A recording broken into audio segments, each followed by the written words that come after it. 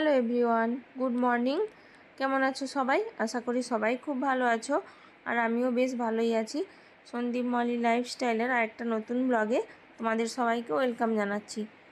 তো এখন হচ্ছে সকালবেলা, তোমরা তো দেখে বুঝতে পারছো আমি এখন এই যে বাসি বিছানাটা গুছিয়ে নিচ্ছি। আর মেয়ের আজকে ছুটি রয়েছে, তো মেয়ে কালকে ওই ঘরে ঘুমিয়েছিল, মানে শ্বশুর মশাই শাশুড়ি মার কাছে। তো সেই জন্য ও এখনও ঘুমোচ্ছে ওই রুমে। আর তোমাদের দাদাভাই অনেক সকালবেলায় উঠে পড়েছে আজকে, সেই জন্য বিছানাটা গুছিয়ে নিচ্ছি। আর আমাদের চা খাওয়া হয়ে গেছে সকালবেলাতেই। আর আজকে হচ্ছে বিশ্বকর্মা পুজো, বাড়িতে ছোট্টখাটো মানে পুজোর একটা আয়োজন করা হয়েছে। তো সেভাবে খুব বড় করে করা হয় না, তো টুকটাক ছোটোখাটোভাবেই করা হয়। আর সবার প্রথমে জানাই শুভ বিশ্বকর্মা পুজোর আন্তরিক শুভেচ্ছা ও ভালোবাসা সবাইকে। তো এই যে দেখো, শ্বশুরমশাই আর তোমাদের দাদাভাই দুজন মিলে এই যে গাড়ি আর বাইক এগুলো সব মানে ধুয়ে নিচ্ছে, শ্যাম্পু দিয়ে ভালো করে ধোয়াধুয়ি করে নিচ্ছে।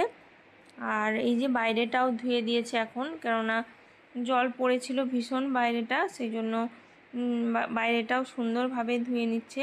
আর ওদিকে মায়ের স্নান হয়ে গেছে, মা স্নান করে এখন মন্দিরে ঠাকুর জল দিয়ে নিচ্ছে, তারপর পুজোটা করে নেবে। আর আমি এদিকে দেখো রান্নাঘরে এসে গেছি। তো রান্নাঘরে এসে এই যে আমি এখন আলু ভাজাটা বসিয়ে দিয়েছি। আর আজকে সকালবেলা আলু ভাজার সঙ্গে পরোটা হবে, তো এগুলোই আমরা সকালবেলা খাওয়া দাওয়া করব। আর ওদিকে তোমাদেরকে তো বললাম মা পুজোটা করতে গেছে, তো পুজো করে আসার পর তারপর হচ্ছে বাড়িতে একটু ছোট্ট করে বিশ্বকর্মা পুজো হবে। শ্বশুরমশাই পুজোটা করবেন, আমাদের এখানে ঠাকুরমশাই দিয়ে পুজো করা হয় না। তো আমি বিয়ে হয়ে আসার পর থেকেই দেখছি যে শ্বশুরমশাই প্রত্যেক বছর পুজোটা করেন, ঠাকুরমশাই দিয়ে করা হয় না। তো তারপর বিশ্বকর্মা পুজোটা হয়ে যাবার পর মা আমাকে পরোটাগুলো বেলে দেবে, তারপর আমি ভাজবো, কেননা একার পক্ষে এগুলো মানে এতগুলো পরোটা বেলে তারপর ভাজাটা সম্ভব নয়। তো যাই হোক, এদিকে দেখো বাবাই যে স্নান করে তারপর এই যে পুজোতে বসে পড়েছেন, মানে সব কিছু আয়োজনটা মাই করে দিয়েছে। তো আমার তো এখনও পর্যন্ত স্নান হয়নি, আমি রান্নাঘরেই ব্যস্ত রয়েছি, সেই জন্য পুরো পুজোর আয়োজনটা মাই করে দিয়েছে। তো বাবা দেখো এই যে এখন বসেও পড়েছে পুজো করতে। তো চলো তোমরা ব্লগটা প্রথম থেকে শেষ পর্যন্ত দেখতে থাকো, আশা করি খুবই ভালো লাগবে। তো দেখো এই যে দুটো বাইক আমাদের, আর আমাদের যে বড় গাড়িটা রয়েছে এগুলোতে মালা পরিয়ে দেওয়া হয়েছে। তারপর বাবা এই যে প্রথমে বাইকগুলো পুজো করে নিচ্ছে, তারপর আমাদের বড় গাড়িটা পুজো করা হবে। তো এই যে বাইকগুলো পুজো করা হয়ে গেছে, তারপর এই যে বড় গাড়িটা পুজো করছে বাবা এখন। তো আমাদের প্রত্যেক বছর এইভাবেই পুজো করা হয়, কেননা আমাদের তো কোনো প্রতিমা পুজো করা হয় না। যাদের বাড়িতে প্রতিমা হয়, আরও বড় বড় জিনিস রয়েছে জিনিসপত্র, তাদের বাড়িতে হয়তো বড়োভাবে আয়োজন করা হয়, কিন্তু আমাদের বাড়িতে এইভাবেই করা হয়। তো এদিকে দেখো পুজো শেষ হয়ে গেছে, তারপর মা এই যে পরোটাগুলো বেলে দিচ্ছে, আর আমি ওদিকে কড়াইতে তেল বসিয়ে দিয়েছি তো এগুলো ভাজার জন্য। তো এগুলো আমি এখন ভেজে নিচ্ছি পরোটাগুলো।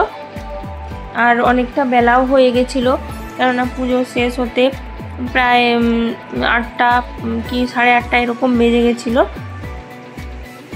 তো সবাই খাওয়া দাওয়া করবে এখন, সেই জন্য আমি তাড়াহুড়ো করে এটা বসিয়ে দিলাম। এখন দেখো ঘড়িতে 10টা মতো বেজেই গেছে, আর আমার এদিকে স্নানও হয়ে গেছে। স্নান করে আমি দেখো এখন ভেজা চুলটা আঁচড়ে নিচ্ছি, আর সেদিন আমি চুলে তেল দিয়েছিলাম, সেই জন্য চুলটা কেমন নেতানো মনে হচ্ছে। তো তারপর আমি এই যে খাওয়া দাওয়া করতে বসে পড়েছি। তো আমি প্রথমে এই যে মানে পরোটাগুলো খাইনি খালি পেটে, সকালে যেহেতু চা খেয়েছিলাম, আগে কটা মুড়ি খেয়ে নিলাম আলু ভাজা দিয়ে, কেননা কাল রাত্রেবেলা আমি কিছুই খাইনি, শুয়ে পড়েছিলাম, সেই জন্য খালি পেটে তেলের জিনিসটা পড়লে অ্যাসিড হয়ে যেতে পারে, সেই জন্য আমি প্রথমে কটা মুড়ি খেয়ে নিলাম, তারপর পরোটা দুটো খাবো। আর এই যে মেয়ে উঠে পড়েছে ঘুম থেকে, তো ওকেও খেতে দিয়ে দিয়েছি। আর মা ওদিকে সিমাইও করেছিল, মানে পরোটা আলু ভাজাটা আমি করেছিলাম আর মা ওদিকে সিমাই করেছিল, তো এগুলো দিয়ে মেয়েকে খেতে দিয়ে দিয়েছিলাম।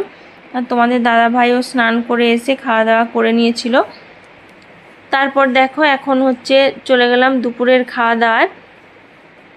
তো এখন হচ্ছে দুপুর হয়ে গেছে, তো আমরা খেতে বসে পড়েছি। দেখো মা, আমি আর তোমাদের দাদা ভাই আর মেয়েও রয়েছে।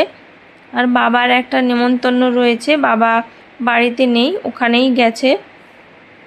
তো খিচুড়ি খাওয়ার নেমন্তন্ন রয়েছে, বেশি দূরে না, সামনেই। তো ওখান থেকে দেখো আমাদের জন্য এই যে নিরামিষ খিচুড়ি আর আলু পোস্ত, চাটনি এইসব পাঠিয়ে দিয়েছে।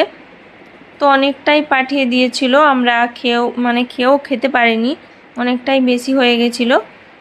আর আমাদের বাড়িতে আলু সেদ্ধ করা হয়েছিল, তো এগুলো দিয়েই দুপুরবেলা খাওয়া দাওয়াটা করেছিলাম। তো খুবই ভালো হয়েছিল রান্নাগুলো। দুপুরে খাওয়া দাওয়া করে আমরা ঘুমিয়ে পড়েছিলাম একটু, তারপর এখন বিকেল হয়ে গেছে, তো আমরা ঘুম থেকে উঠে পড়েছি। আর এই যে শাড়িটা দেখতে পাচ্ছ, এটা নিচে পড়েছিল, ভাঁজ করা হয়নি, আমি এখন সুন্দরভাবে ভাঁজ করে রেখে দিচ্ছি। তারপর যখন ওপরে যাব, নিয়ে যাব, আলমারিতে রেখে দেব।